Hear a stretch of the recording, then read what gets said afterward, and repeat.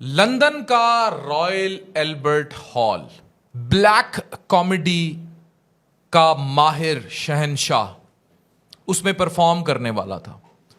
جو ہال تھا وہ کھچا کھچ بھرا ہوا تھا لوگوں سے. اتنے لوگ ایمو فلپس کو سننے کے لیے بیٹھے تھے کہ آپ تصور نہیں کر سکتے.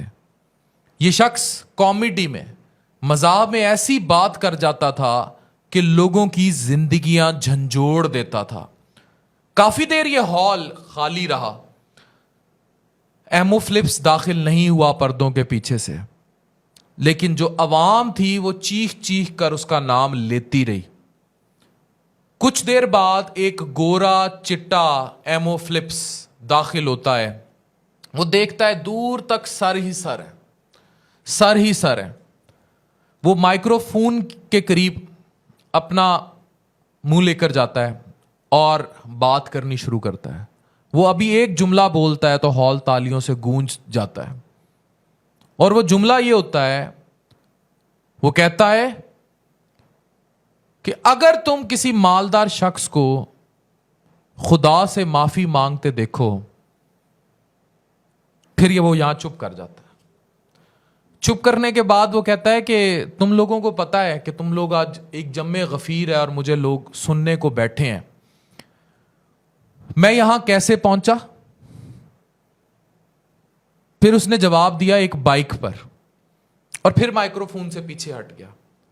ہال کھچا کھچ بھرا تھا. لوگ تجسس میں پن ڈراپ سائلنس میں چلے گئے. اتنا پن ڈراپ کہ اگر ایک سوئی بھی نیچے گرے تو وہ سارا ہال سن سکتا تھا اس مائکرو فون پر. اس نے کہا میں نے تم لوگوں سے یہ کہا کہ میں یہاں بائک پہ آیا ہوں، کیا آپ لوگ سب بائک پر نہیں آئے؟ سارے ہنسنے لگ گئے. پھر اس نے کہا کہ تم لوگوں کی بائک میں اور میری بائک میں ایک چھوٹا سا فرق ہے، میں تم لوگوں کو وہ فرق بتاتا ہوں. اس نے کہا کہ مجھے بچپن سے ہی بائک کا بہت شوق تھا. میرا باپ بہت سخت قسم کا مذہبی جنونی تھا، وہ کیتھولک تھا، اور اس نے مجھے صرف مذہب پڑھایا، مذہب سکھایا، لاٹھی سے، جوتوں سے. جس طرح وہ مجھے مذہب سکھا سکتا تھا اس نے مجھے وہ مذہب سکھایا. میں نے وہ مذہب اپنے اندر گھونٹوں گھونٹ بھر لیا. مجھے بائک بہت پسند تھی. میں دن رات اللہ سے دعا مانگتا، گڑ گڑاتا رہتا، چرچوں کی دیواروں سے ٹکراتا کہ خدا کے لیے اللہ مجھے بائک دے دے.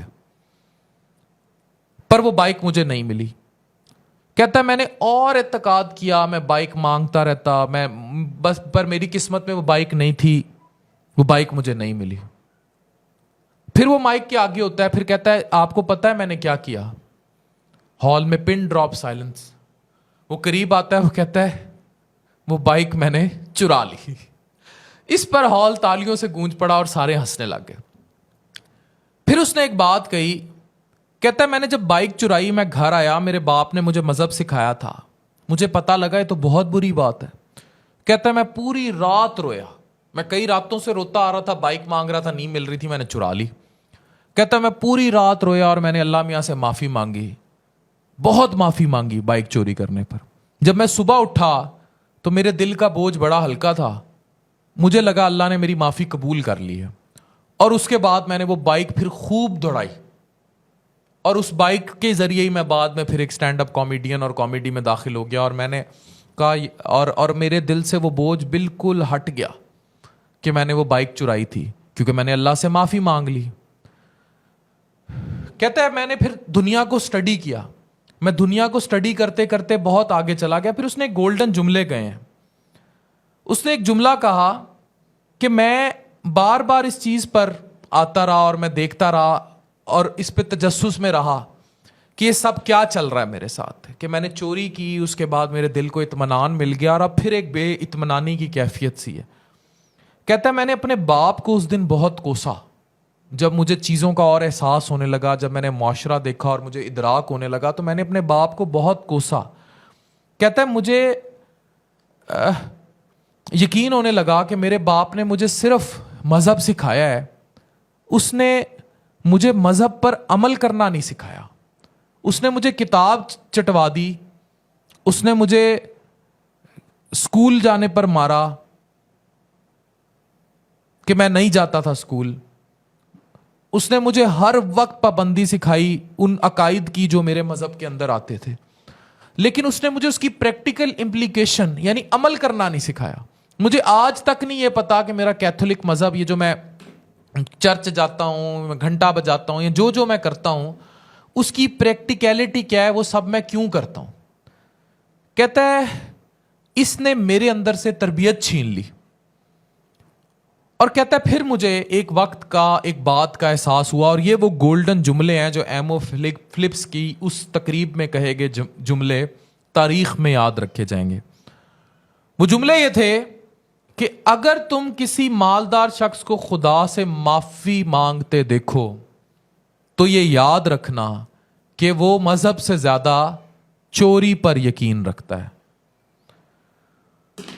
اس کا یہ جملہ بولنا تھا کہ پورا ہال رونے لگ گیا، پورا ہال پریشانی میں رونے لگ گیا.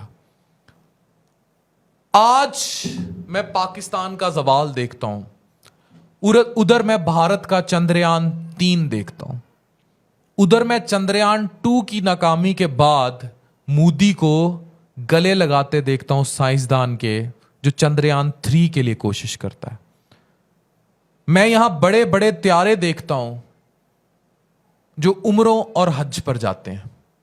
یہاں میں بڑے بڑے لوگوں کو دیکھتا ہوں جو ٹیکس کا پیسہ اس ملک کا چوری کر کے ٹرسٹوں کے ذریعے غریب لوگوں کو کھانا کھلاتے ہیں.